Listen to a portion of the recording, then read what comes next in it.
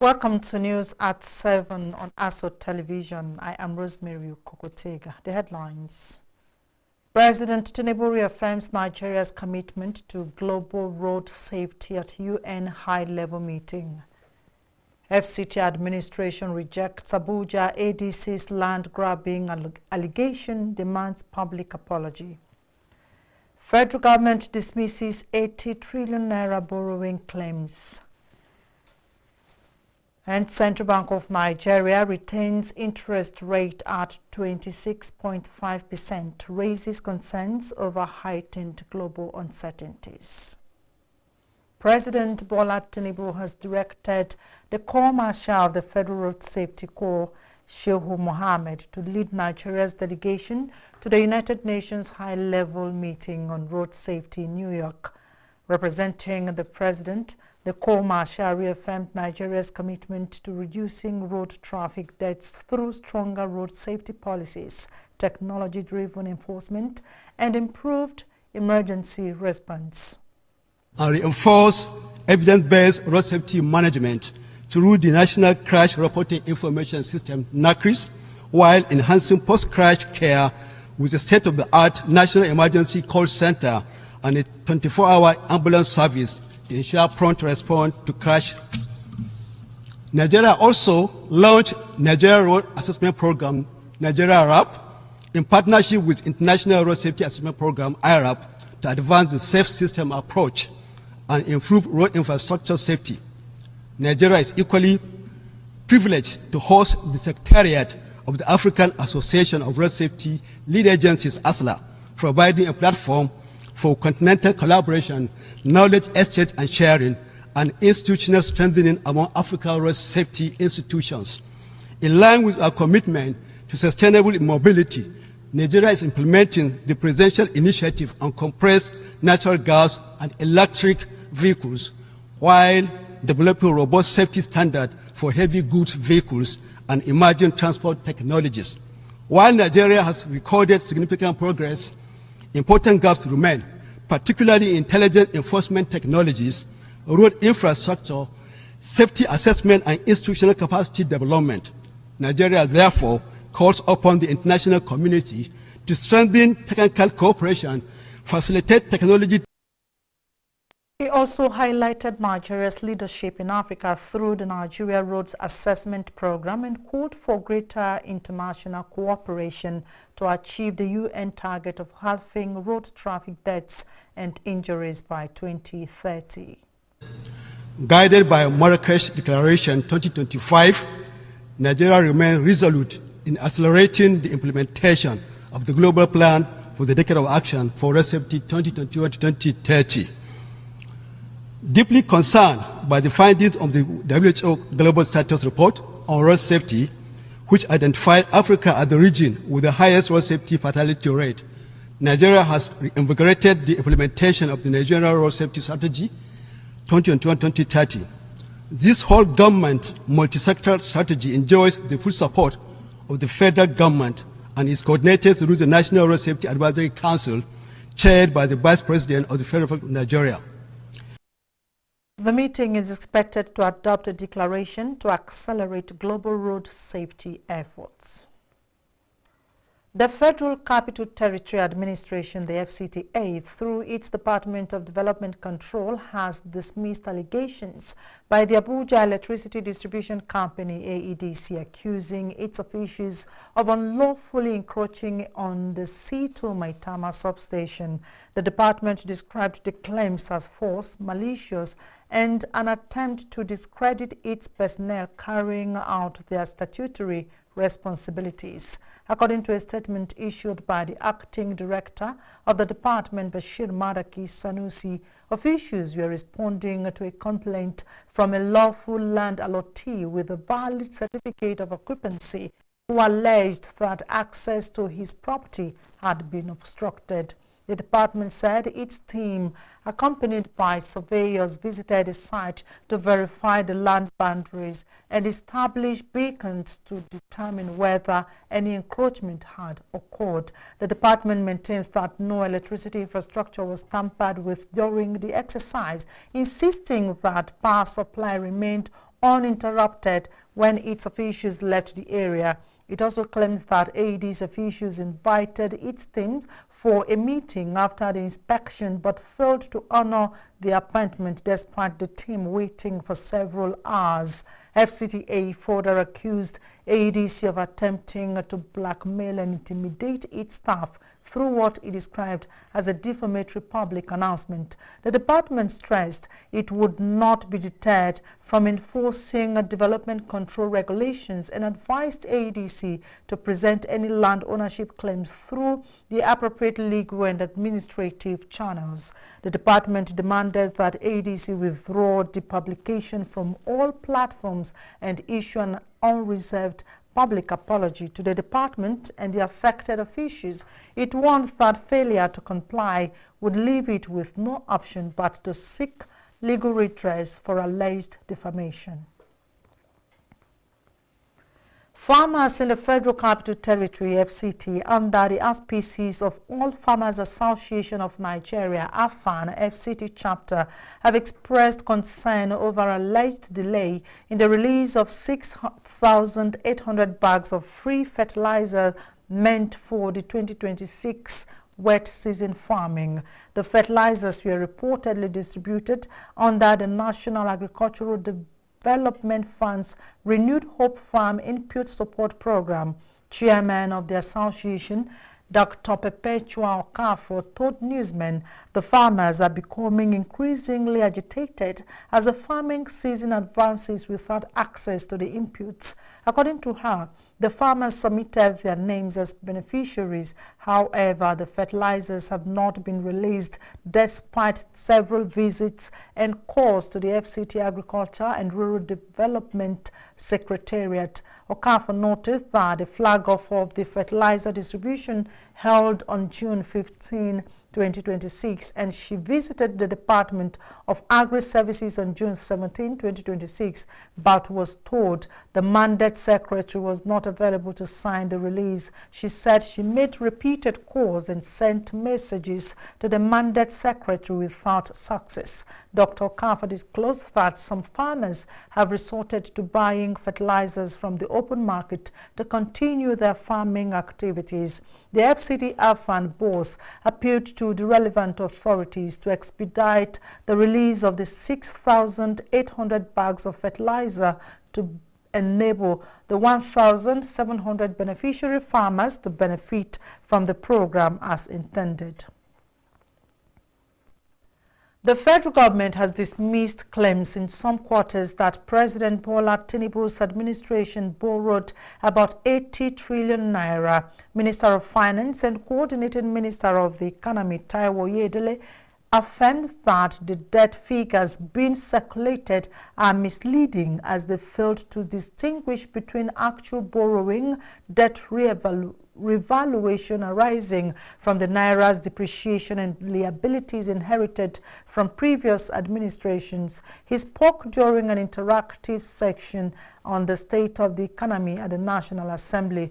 Responding to questions from the Senate Committee on Finance, Oyedele said that the Tinubu's administration had not even drawn half of the external loans approved by the National Assembly. According to him, much of the increase in Nigeria's public debt stock resulted from accounting adjustments and the securitization of overdrafts inherited from the Buhari's administration rather than fresh borrowing. The Senate Committee on Finance, led by its chairman, Senator Mohammed Sani Musa, had demanded detailed explanations on Nigeria's foreign and domestic debt profile amid growing public concern over the country's rising debt stock. Oyedele said one of the biggest misconceptions was that every borrowing request approved by the National Assembly was immediately treated by the public as money already borrowed. He explained that approvals granted under the Medium-Term Expenditure Framework (MTEF) merely authorized the government to borrow up to a specified limit whenever necessary. The Senate has passed the bill for the renaming of the National Insurance Commission, NICOM, as Insurance Regulatory Commission. This followed presentation and consideration of the Senate Committee on Banking, Insurance and Other Financial Institutions National Insurance Regulatory Commission Repeal and Enactment Bill 2026 by the Chairman, Senator Adetokunbo Abiru. The change to the new name, according to the Senate, is imperative against the backdrop that the former name is confusing when the history and makeup of the Nigerian insurance industry. The bill, sponsored by Senator Michael Adetokunbo Abiru, alongside other members of the Senate Committee on Banking, Insurance and Other Financial Institutions, seek to provide protection for the Commission and its officers against adverse claims in respect of the execution of their powers. With this, the National Insurance Commission, NICOM, has officially rebranded and transitioned into the Insurance Regulatory Commission, IRC, after the bill was read the third time and passed. On the objectives of the bill, Senator Abiru said the current National Insurance Commission Act 1997 is outdated and does not adequately address emerging economic growth needs and development of the insurance business. Federal Ministry of Foreign Affairs has declared it never had any official dealings with the controversial Presidential Foreign Investment Promotion Council, PFIPC, or its alleged Director General, Prince Adeniyi Adeyemi, whose identity was confirmed by security authorities as being unknown to the federal government. Permanent Secretary of the Ministry, Ambassador Dunoma Umar Ahmed, distanced the ministry from activities of the council while representing the minister, Mrs. Bianca Odumegwu Ojukwu, before the House of Representatives ad hoc committee investigating the alleged unestablished PFIPC at the National Assembly. He disclosed that Prince Adeyemi, who described himself as the Director General of the Presidential Economic Advisory Council and the Presidential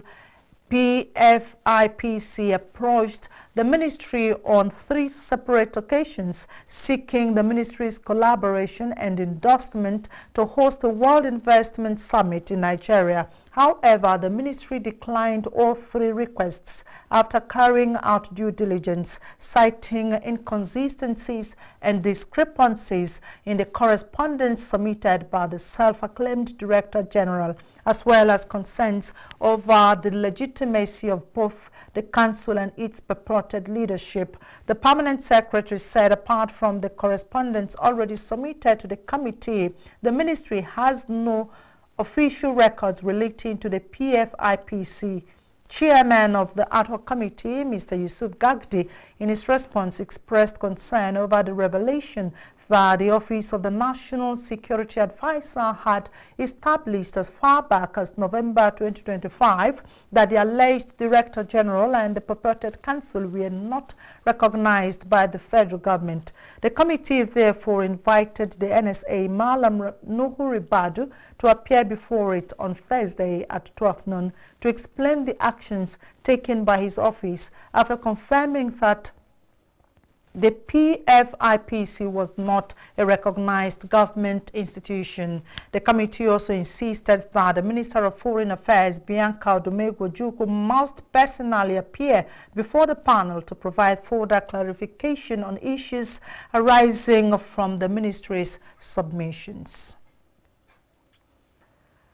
The chairman of Bagwalada Area Council, Comrade Kasimu Mohammed Ikwa, has honored an invitation by the council's Assets and Projects Verification Committee as part of its ongoing verification exercise. Chairman of the committee, Engineer Momo Chidi Ogu, said the council chairman was invited to receive a briefing on the progress made so far as the committee continued its question and answer session with former and retired heads of departments from various departments of the Gwagwalada Area Council Secretariat. Engineer Mahmoud disclosed that the exercise had recorded encouraging progress, noting that the response from contractors and other technical partners had been impressive and cooperative. Speaking during the meeting, Comrade Ikwa commended the committee for its dedication, professionalism, and commitment to conducting a thorough and transparent verification process.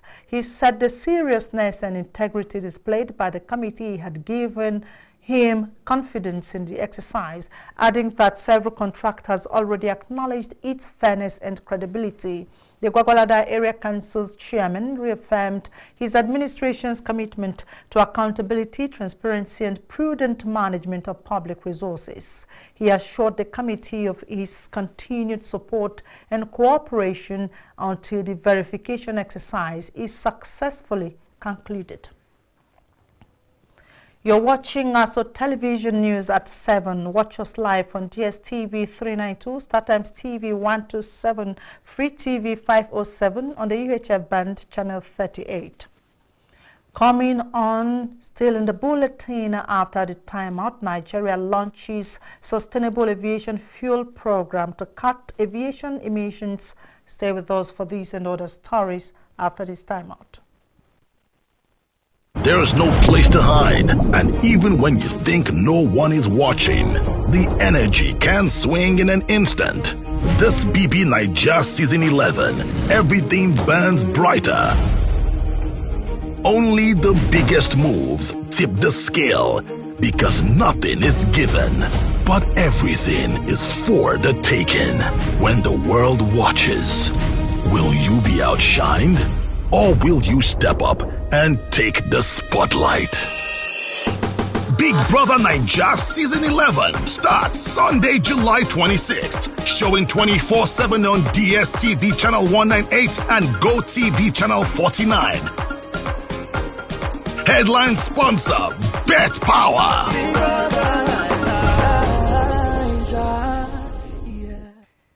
We go ahead with other stories in the bulletin. The chairman of Kuje Area Council, Mr. Danjuma Samuel Shekwolo, has expressed dissatisfaction over the poor state of some primary healthcare centers, PHCs, in the area council, describing the situation as unacceptable and inconsistent with his administration's commitment to providing quality healthcare services to residents. The chairman registered his dissatisfaction during an inspection tour of selected primary healthcare centers and ongoing drainage evacuation exercise along major road corridors within the council. Correspondent Abdullahi Mokhtar reports. Faction Mr. Danjuma Samuel Shekwolo said primary health care facilities are expected to provide safe, accessible, and efficient medical services to the people. He, however, lamented that the condition of some of the facilities falls far below acceptable standards and does not reflect an environment where residents can confidently seek health care. Those who are in charge are not also helping matters because they are not maintaining the facilities. You can just see like this one we're standing now. 2 doors are down. How many minutes will it take them to fix it? And these are the challenges that we have generally, that government structures cannot be maintained because we see them as government structures. These are health centers. Nothing seems to be working in the health centers completely. The chairman stressed that improving infrastructure alone will not guarantee quality health care unless it is matched by the commitment, professionalism, and dedication of health personnel. He warned that his administration will no longer tolerate negligence, absenteeism, indiscipline, or poor work ethics among health workers, emphasizing that every staff member must take responsibility for the facilities under their care and discharge their duties with the highest level of professionalism. I believe that with what we have, some of these facilities, we're going to see how to make sure that we fix them. But while fixing them, let me also charge those who are in charge that will not continue to fix this facility while they continue to damage them or to spoil those facilities. Mr. Shekwolo also inspected the ongoing drainage evacuation exercise along major roads in Kuje and expressed satisfaction with the pace and quality of work, noting that the exercise is aimed at preventing flooding, improving sanitation, and ensuring a cleaner environment for residents. In a related development, the chairman directed security agencies to immediately intensify operations against miscreants and tout, popularly known as scavengers, operating within the Kuje main market, with a view to restoring law and order and safeguarding traders and residents. Mr. Shekolo reaffirmed his administration commitment to delivering quality healthcare, improved infrastructure, enhanced security, and a cleaner environment as part of its broader agenda to improve the welfare and quality of life of the people of Kuje Area Council. Abdullahi Mukhtar, ASO Television. Security cooperation between Nigeria and the Republic of Niger is yielding positive results in the fight against banditry and cross-border crime along the Katsina border. The Commander, 17th Brigade Nigerian Army, Brigadier General M.I. Ibrahim, says sustained collaboration between the armed forces of both countries has improved security in the area, while stressing that lasting peace requires the support of all stakeholders. Usman Katun Umar tells us more. The commander of the 17th Brigade Nigerian Army, Katsina, Brigadier General M.I. Ibrahim, says enhanced cooperation between Nigerian troops and their counterparts in the Republic of Niger has significantly improved security along the shared border, disrupting the activities of bandits and other criminal elements operating across the frontier. Brigadier General Ibrahim, who spoke while receiving a delegation of defense correspondents at the brigade headquarters in Katsina, said the gains recorded through joint border security efforts demonstrates the importance of collaboration in tackling transnational threats. He, however, stressed that military operations alone cannot end insecurity. Yes, we know the issues with Niger Republic and the political issues. Tactical level here, it doesn't affect us in any way because we cooperate with our colleagues at the other end. We share information. The brigade commander explains that defeating banditry requires a whole of government and whole of society approach involving security agencies, intelligence organizations, government institutions, and local communities. He added that improved coordination will enable displaced persons to return home, resume farming, and other economic activities. He also reaffirmed the brigade's commitment to sustaining pressure on criminal groups in Katsina State, including those responsible for the abduction of retired Major General Abubakar Rabi.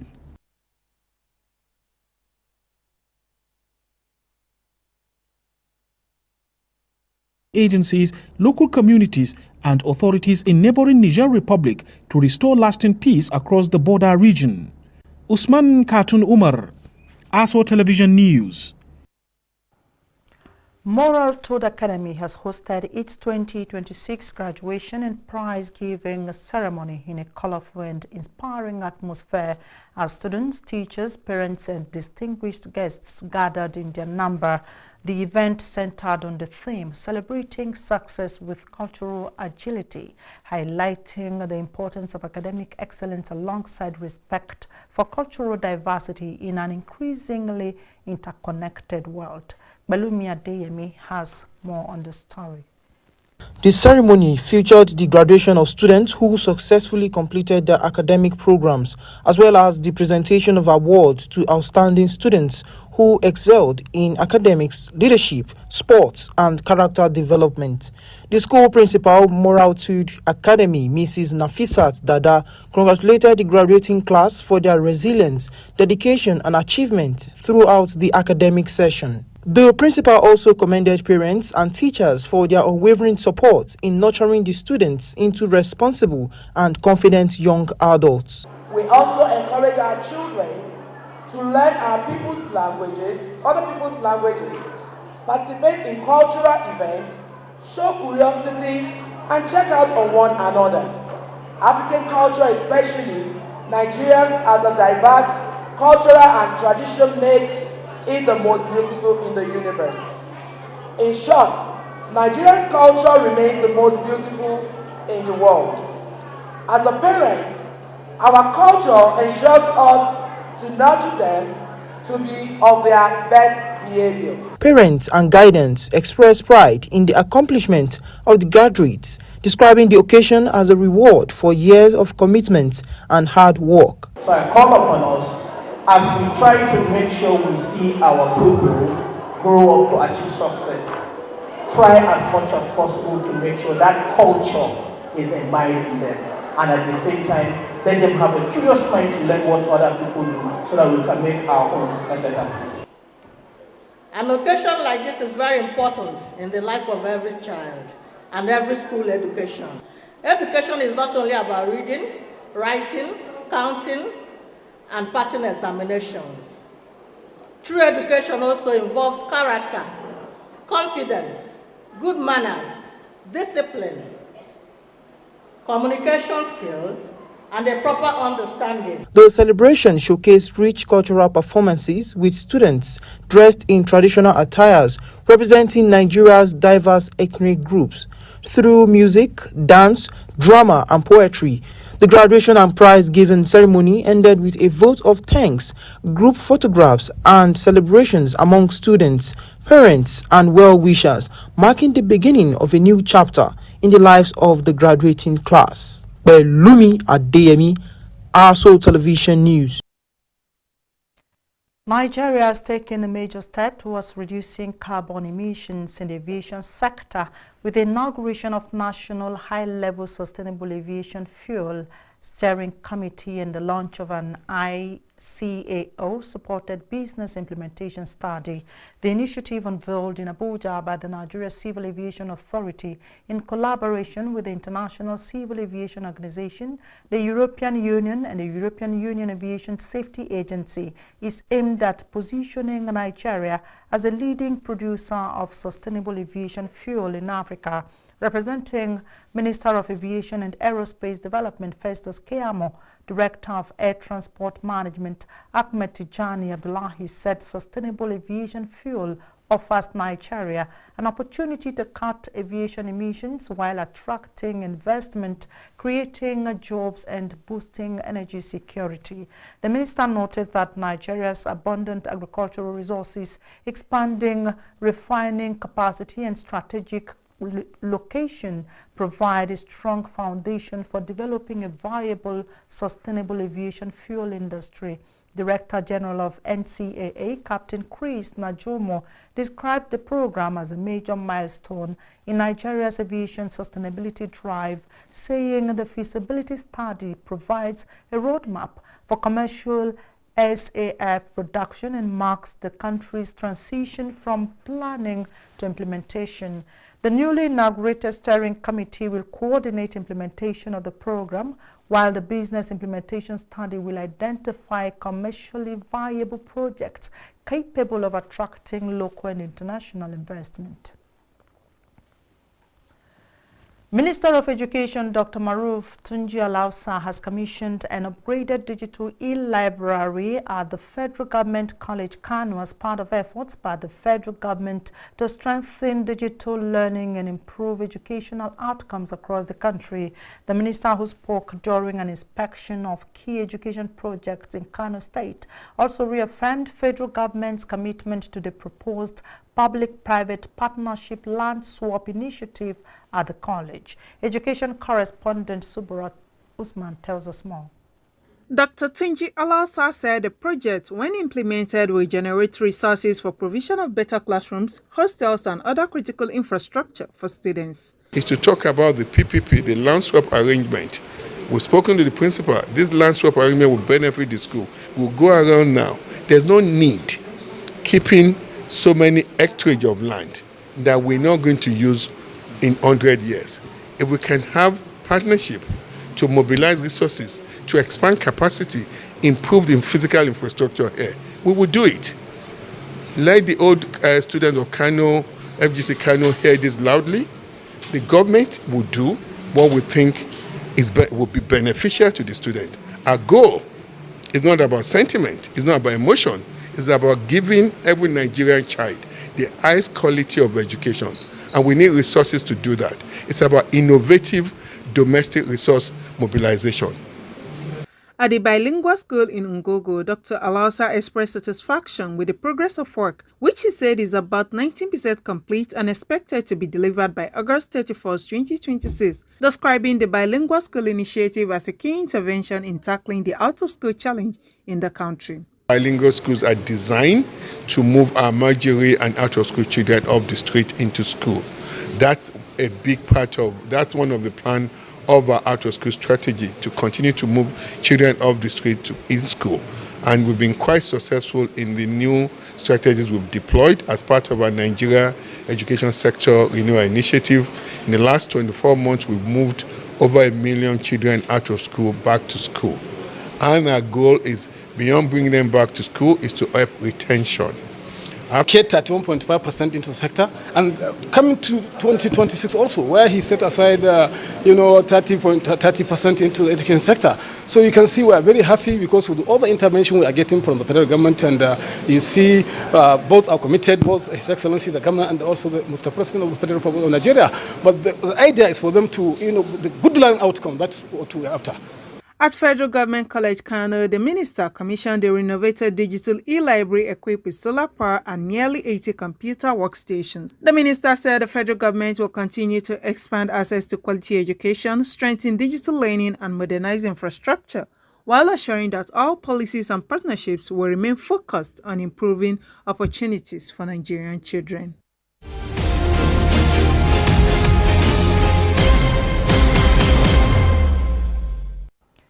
Central Bank of Nigeria, CBN's Monetary Policy Committee (MPC) has opted to keep the monetary policy rate, which is the country's benchmark interest rate, unchanged at 26.5%.